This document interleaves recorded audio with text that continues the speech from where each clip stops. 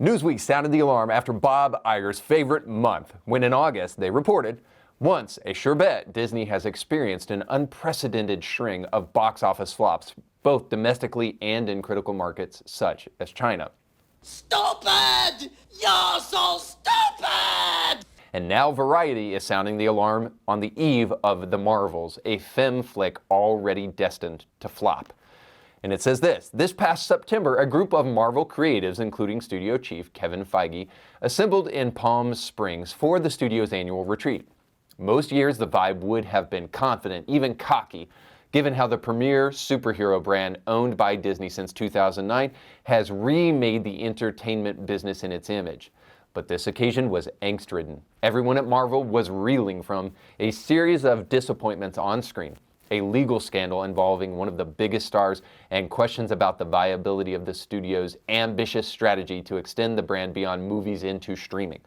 The most pressing issue to be discussed at the retreat was what to do about Jonathan Majors, the actor who had been poised to carry the next phase of the Marvel Cinematic Universe, but instead is headed to a high-profile trial in New York later this month on domestic violence charges. So you make Daddy a sandwich? I'll talk about this more in our final story today, but spoiler alert, the reason Disney is in catastrophic decline has nothing to do with Jonathan Majors. Jonathan just has it all. I mean, he is like the actor of his generation. He's really exciting. And in fact has to do with the fact that they have adopted postmodernism, moral relativism, identity politics, call it the woke agenda, but they've adopted all of that over truth, over good storytelling. Slaves built this country! They've stopped creating stories that tell a good story, and now they want an agenda. Why are you gay? If art imitates culture, then this catastrophic decline of one of the biggest companies in the world might give us a warning about what's happening in the West when we adopt an agenda that disregards truth. This is on full display as protesters stormed D.C. and vandalized monuments, placing hijabs and Palestinian flags on statues while shouting "Free Palestine." What, no protest for hostages held by Hamas or for the evils perpetrated by Hamas? Weird. The whole purpose of the show today is to show you that, like Disney, we realize now that ideas have consequences. And when people are blinded by ideology, they can't see the consequences of their ideas. And it's time to call this crap out. Free Palestine protesters may not support Hamas openly, but they are supporting them. And we'll talk about how today on Indie Thinker.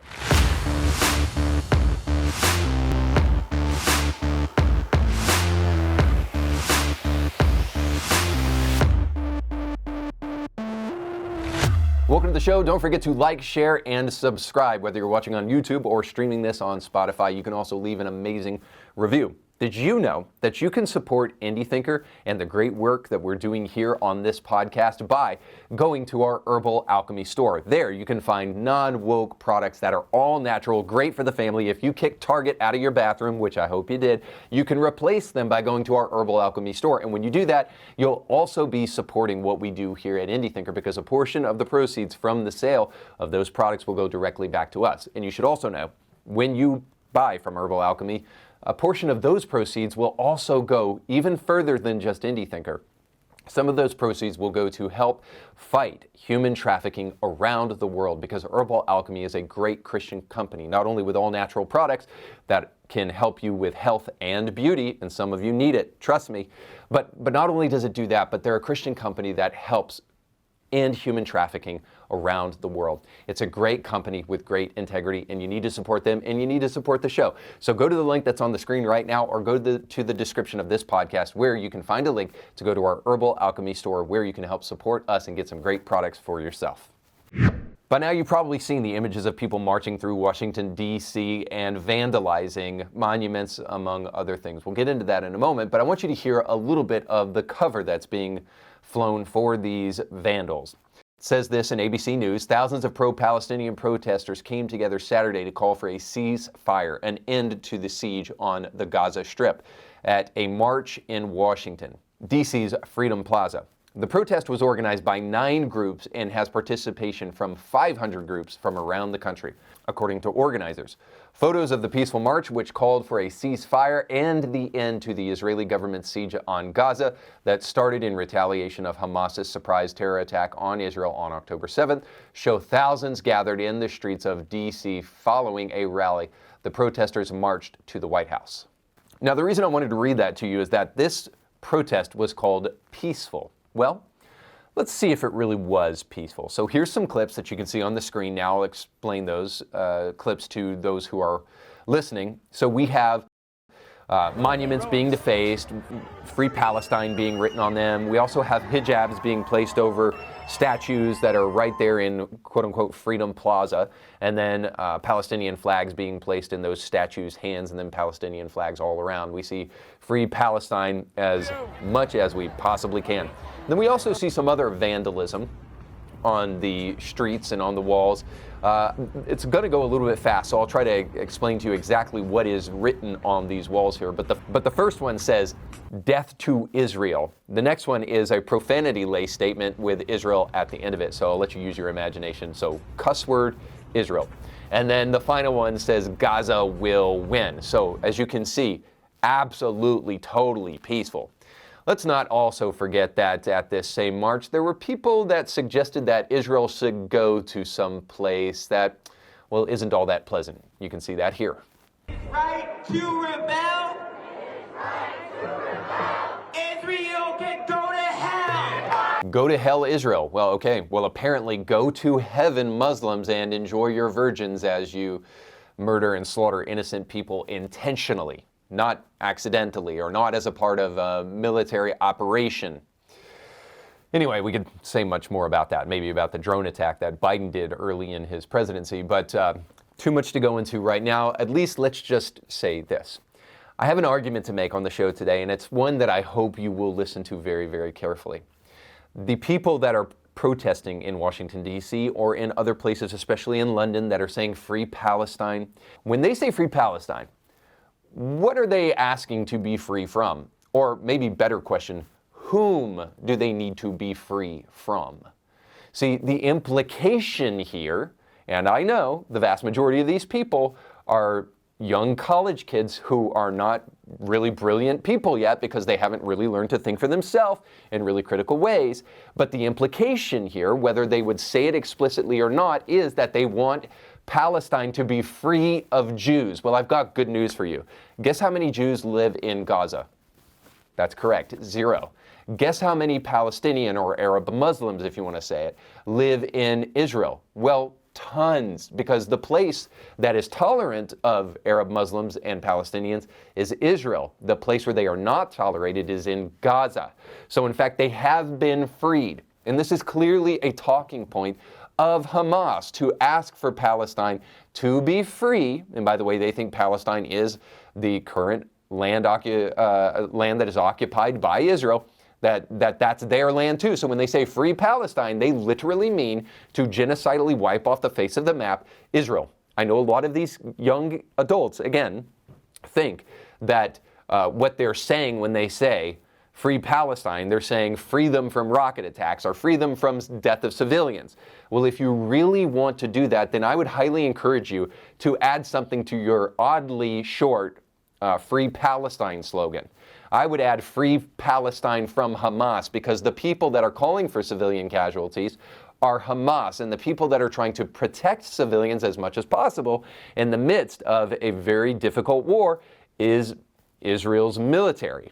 This is well documented. It's not even worth going into great detail.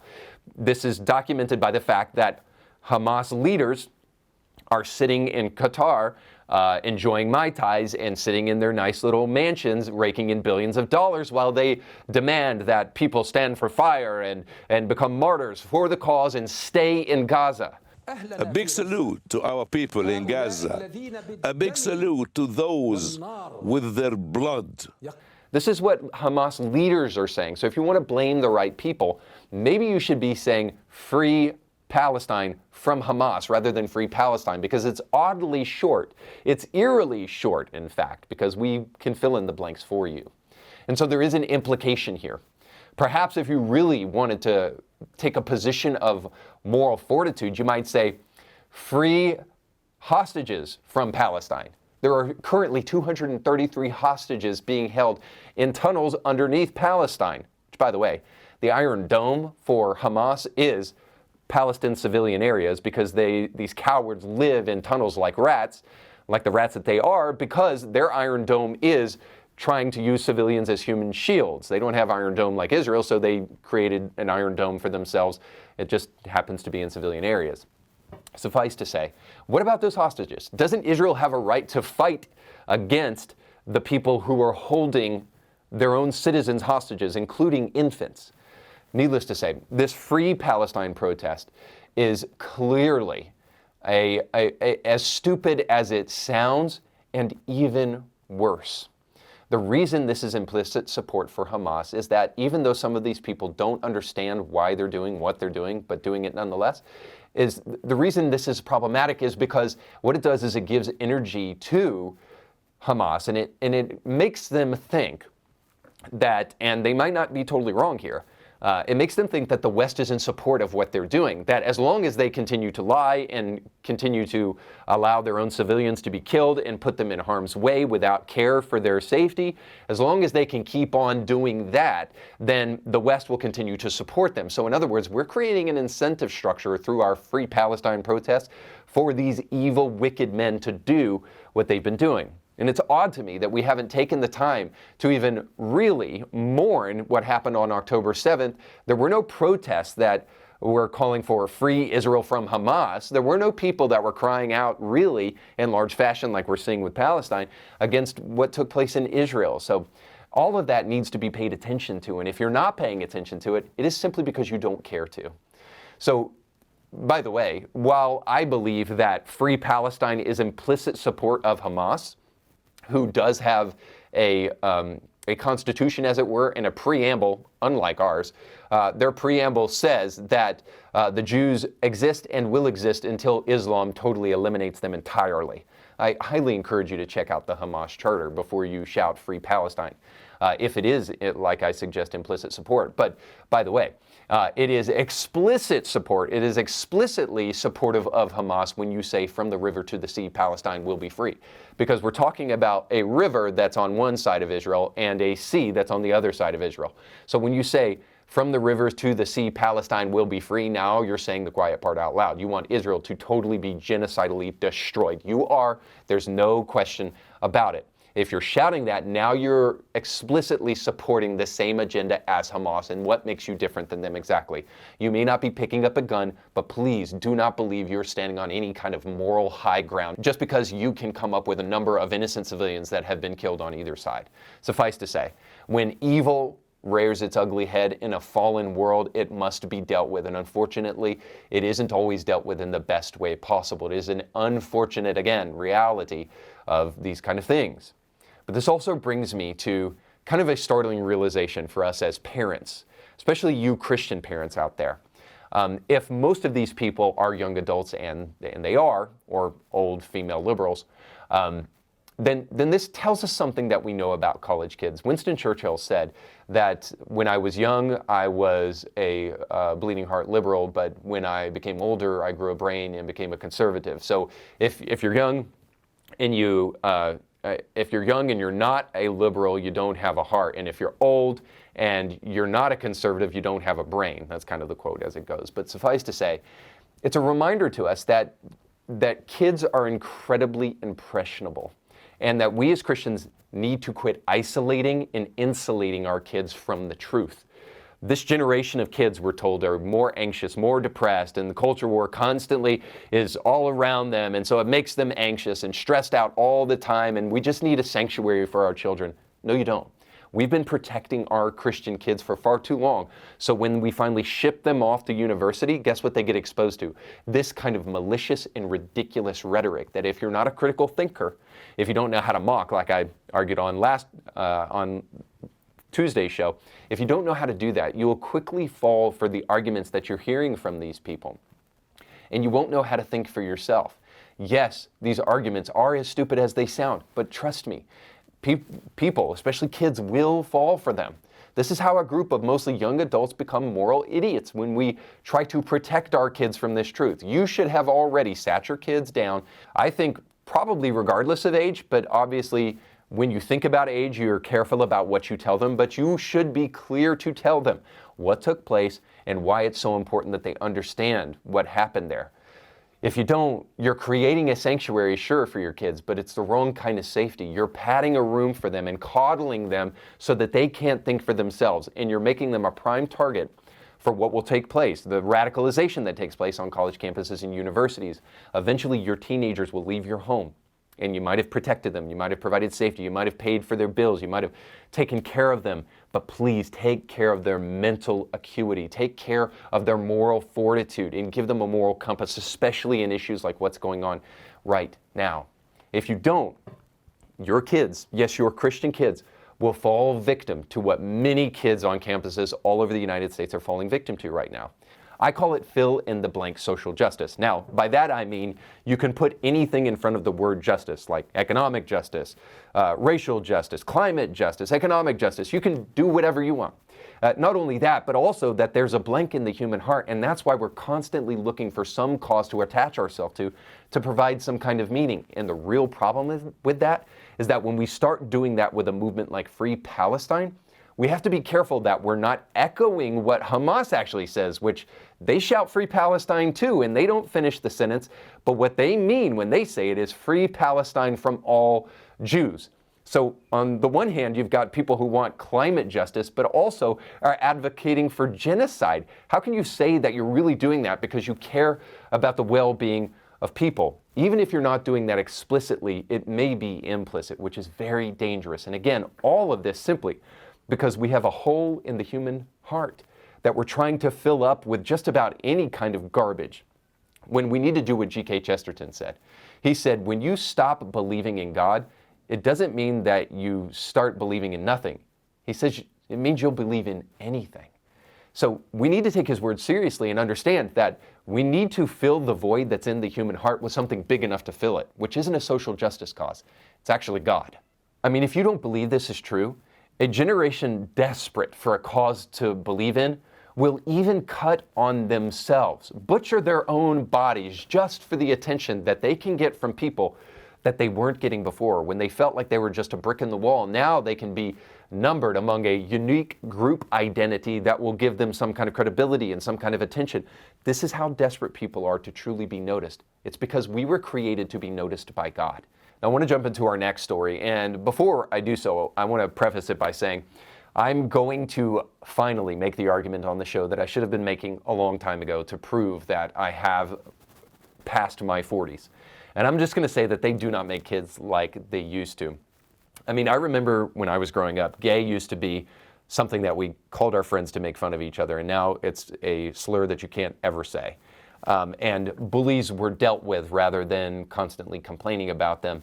And no one talked about depression. I mean, honestly, you can say that that's kind of a toxic society where no one's talking about depression and you don't have the freedom to come out and talk about how deeply depressed you are. But honestly, is it making our society better because we're more medicated than ever before and more anxious and more depressed than we've ever been now that we're talking about it constantly? But I bring that up because I want to talk about the mentality of kids these days in a story that comes from the Christian Post that talks about Grand Canyon University. It says this: the president of the largest Christian university in the United States said that his school has no intention of paying an unprecedented $37.7 million fine levied this week by the U.S. Department of Education for alleged deceptive practices. The amount of the fine is absolutely ridiculous, but the point is, whether it was $1 or $38 million, we're not paying a dime. Phoenix, Arizona-based Grand Canyon University President Brian Mueller told the Christian Post. We are the most transparent institution in the country. The Education Department slapped GCU with the largest fine in the department's history on Tuesday for allegedly misleading students about the cost of its doctoral program. According to a statement, an investigation by the department's Office of Federal Student Aid found that GCU lied about the cost of its doctoral programs to attract students to enroll to more than 7,500 current and former students, according to the statement. Let me start off first by saying what I'm about to tell you I cannot necessarily prove, but But it is a little fishy to me. I can't say whether Grand Canyon University is doing some kind of illegal charging scheme or not, but I can tell you that this sure seems like another attempt by the government to play favorites. Do you remember back when Barack Obama was our president? And of course, a lot of people think those were the glory days before Trump, but not for everybody, because he used the IRS to target Christian nonprofits specifically. And he was exposed for doing this, that he was specifically going after conservatives and Christians and using the IRS to do it. So I don't see the government investigating Harvard or any Ivy League school for charging astronomical rates. It's just these Christian universities. And in fact, this happened to Liberty too. And again, I don't know if they are responsible for lying to students, and if they are, they should be held accountable. But color me a little skeptical as to the fact that I don't think that they are. The government gives a ton of money to Harvard when they charge astronomical rates. That's what they do. The government investigates Grand Canyon University and Liberty when they start to charge astronomical rates. So Harvard keeps on raising prices and the government keeps on funneling money their way. I'm not suggesting that the same doesn't happen with Christian universities and all that kind of thing, that they don't get government funds. I'm sure they do. I don't know how any of that works. I can only tell you this. I can tell you that this seems a little bit fishy. But even if it's not, kind of push that aside, let's say that Grand Canyon is somehow charging these students in ways that they didn't expect. Let me just tell you young people that college is a scam. It's about time you started waking up to it. There are some place for university, and I'll be honest, I'm not an anti-college guy. I know there are other conservatives out there who just tell you shouldn't go to college. I think college is really, really good, if for nothing more than to give you a love for learning that I think is vitally important for life. But college is a scam. You have to admit it. The ways that they're constantly charging more and more and more and driving kids into debt further and further and further is nothing but a scam.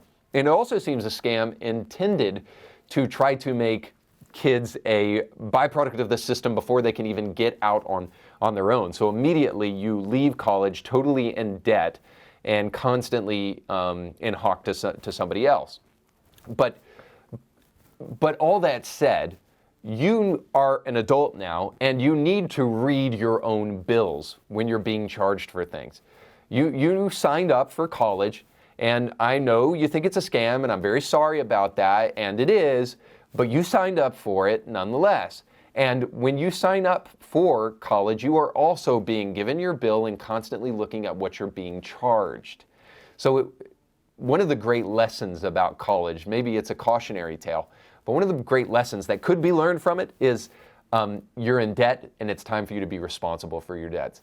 This kind of comes to another thing that I think is probably something that I've been thinking a lot lately, is that parents, especially Christian parents, tend to coddle their kids way too much.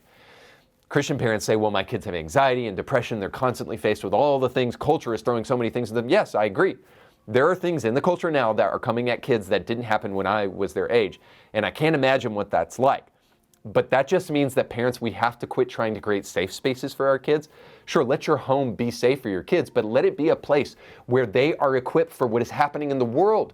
Quit creating a bunch of kids who whine and moan and complain when they take ownership of something, sign their name to a document, and then are held chargeable for that thing. I mean, that's the kind of whining and complaining that kids that don't have responsibility in their life really do. See, the kind of kids that we need to be creating are not coddled kids, but kids who say, like C.T. Studd said. He said this: some prefer chapel bells, but I want a rescue shop within a yard from hell. See, that kind of mentality is so foreign to kids these days, and that's why they are so soft. They prefer chapel bells, and they want to sit in their nice universities, and when the stark reality of their bill hits them in the face, they want to whine and complain about it. It's time for us to start helping our kids understand this is what college is, this is what you're taking on. You need to question whether or not you're really even needing to go to college for what you want to do before you do it. But just know that it's a scam, and what you're taking on is the responsibility to pay your bills once you leave. And maybe this is the bigger point of it all, because outside of Christian parents coddling their kids, we have a society that is in love with their rights. We talk about this all the time. Well, don't we have the right to X, Y, and Z? No, rights give you the ability to take responsibility. And in fact, without responsibility, there are no rights. The responsibility that you have to your family enables you the right, obviously, to take care of them in safety and take care of them with financial security. It is only when you take the responsibility to care for your family that you gain the rights to those kind of things. Not only are Christian parents coddling kids, but the coddling is taking away their sense of responsibility. And what I mean by that is this, is that we talk about rights all the time in society today. We're spending more time talking about rights than we are responsibility. And the problem with that is this, is that our rights are guaranteed to us so that we can take on responsibility. So we have the right to be able to get a job and earn a fair wage from those places, or earn a wage that's at least agreed upon by employee and employer. And that right that we have is guaranteed to us so that we can responsibly take care of our family. By the way, the more money you get always is usually as a result of the fact that you are taking on more responsibility. The people who take on more responsibilities typically make more money. Suffice to say, this conversation about rights without responsibility is totally wrong-headed, and it's created a generation of entitled people who thinks that they're entitled to rights without being responsible. So you're entitled to full transparency when you get your bill, but you are responsible for that bill once you leave that college. And I can't help but believe that the complaints coming from the rates that are being charged have more to do with a generation of entitled young people than it is people who are willing to take responsibility for their actions. Well, let's go to our final segment, Bible study with Democrats. Oh, God of pronouns. I mentioned at the top of the show that art imitates reality, or art imitates culture. Now, I think it's arguable whether or not art imitates culture or culture imitates art. So can art influence culture? Sure. But by and large, art actually just mirrors culture and gives us a medium to reflect upon life and what's really going on all around us. So I would argue that art does imitate reality, that it imitates culture. That's why when we look at movies and we look at films, it's important to pay attention to those things because it's echoing back to us what's really going on all around us. So when we see that Disney is controlled by the left and so is culture, we can find some correlations with what's going on in the demise of Disney and perhaps even the moral decline in our society. And that's why I wanted to bring this up within the context of, art imitates reality. Now, I think it's arguable as to whether or not art imitates reality or imitality. Art imitates reality. Now, I think it's arguable as to whether or not art imitates reality or reality imitates art, because you could say that art influences culture, and it does, but I think by and large, art merely mirrors culture. It echoes culture back to us, and it's a medium to reflect on culture. And that's why at the top of the show I talked about Marvel and Disney, because I believe, especially movies and cinema, creates a medium by which we can reflect upon what's happening in culture. And so I think it's important to understand that Disney is controlled by the left, and so is the culture. That's why Disney is close to its demise, and culture is on a moral decline, to be sure. No Christian with a Bible could ever fathom making some of the crap that comes out of the studios over at Disney. That's why on this segment of the show, we have to analyze the moral claims being made by the left side of the aisle. Their left-leaning agenda has them in hot water. As I read at the top of the show, I want to read for you again this article from Variety. It says this: this past September, a group of Marvel creatives, including a studio chief, Kevin Feige, assembled in Palm Springs for the studio's annual retreat. Most years, the vibe would have been confident, even cocky, given how the premier superhero brand owned by Disney since 2009 has remade the entertainment business in its image. But this occasion was angst-ridden. Everyone at Marvel was reeling from a series of disappointments on screen, legal scandal involving one of its biggest stars, and questions about the viability of the studio's ambitious strategy to extend the brand beyond movies into streaming. All right, so if Disney truly is in hot water, and they are, I have a suggestion for you. Instead of constantly pumping out the kind of crap you have been, there is somebody who could save you. I am Iron Man. Let's face it, Disney does need a savior, maybe even more powerful than Iron Man. But I'm not even sure Robert Downey can save them from their troubles. Might the cause of their total destruction stem from, I don't know, maybe their not-so-secret gay agenda? Not at all secret gay agenda. I can tell you, dressing men up as women for Pride Month so that the kiddos can watch it is not just stupid, but it is morally egregious and disgusting. But don't look to the media and don't look to Variety to actually help Disney with their woes, because they might suggest that Snow White is part of the problem and how they've race-swapped yet again, instead of Snow White having Snow Brown, and the fact that this Snow Brown cannot keep quiet. She constantly wants to refer to the movie and tell us that the story of a woman in love with a man is antiquated and we need more girl bosses. And on top of that, we need to swap the dwarves with a diverse group of people of varying height, instead of actually telling a good story. And this is the problem at the end of the day. Not only that this girl doesn't know how to keep her mouth quiet and make a sandwich, but also that Disney only knew that they could tell this story, but they never asked the question, should they, and is it good? Because Disney doesn't have the moral frame or the moral reference to actually tell good stories anymore, or to even describe and define what good actually looks like. But here's Variety again, going on to suggest that Marvel execs are struggling. And by the way, they're not struggling from hero fatigue, no. They're struggling with one of their heroes, Jonathan Majors, and his legal troubles. And he's not going to be able to be in their films potentially because of these legal problems. So what are they going to do now that they were banking so much on Jonathan Majors? It's going to be a problem for them. We could care less about the personal struggles of Jonathan Majors because we weren't investing a lot of hope in Kang like they wanted us to. In this film that you've done, what are you most excited for fans to see about it? Kang. Yeah. Now, Thank you. Jonathan Majors, King the Conqueror, Oh, yeah. what was that like? Exciting! When Jonathan Majors comes out on this carpet, I feel like we're gonna feel a shift in energy of like, whoa, okay, the big baddie is here, y'all. Increase the cringe. But here toward the end of the article is what Variety actually thinks is really going on with Marvel. They say this: the source of Marvel's current troubles can be traced back to 2020. That's when the COVID pandemic ushered in a mandate to help boost Disney's stock price with an endless torrent of interconnected Marvel content from the studio's fledgling streaming platform Disney+. According to the plan, there would never be a lapse in superhero fare, with either a film in theaters or a new television series streaming at any given moment. This is so dead wrong. Not only does this kind of liken unto the way in which Democrats want to blame COVID rather than COVID policy for some of the things that happen, but Disney Plus is not the problem. And oversaturation with hero films is not the problem. Disney Plus would have been great. It would have been money-making. Your parks wouldn't be desperately flailing right now and raising prices in order to make up for your intersectional identity politics, gay agenda, and the ills of white supremacy that you believe you need to fight. The real problem is this, that movies mirror culture. Media mirrors culture. It always has. And people are waking up to it. The cultural decay of America isn't funny. It's not something that we want to promote. No one is laughing anymore, especially as protests in the UK and the US show people shouting from the river to the sea, Palestine will be free. That's right, the same people concerned with social justice are also calling for genocide. Good job, Gen Z.